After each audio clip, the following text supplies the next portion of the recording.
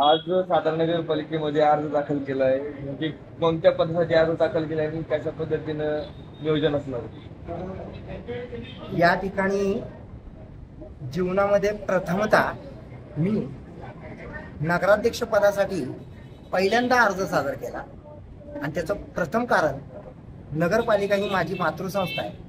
नगरपालिकेमध्ये नोकरी करत असताना काही नालायक लोकांनी त्यांच्या स्वार्थासाठी हरामगिरी करून मला कामावरनं काढलं. कामावरनं काढतानाचा मुद्दा होता की तुम्ही तुमच्या सौभाग्यवती अलंकृताजी बिचुकले यांच्या प्रचारामध्ये दिसलात.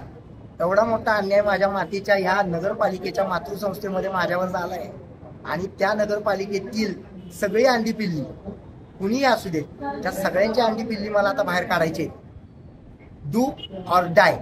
सातारकरांना एक सूचना करू इच्छितो की साताऱ्यामध्ये जे खड्डे आहेत ते गेले 25 वर्ष मी बघतोय. साताऱ्यामध्ये रस्त्यांची अवस्था मी 25 वर्ष बघतोय.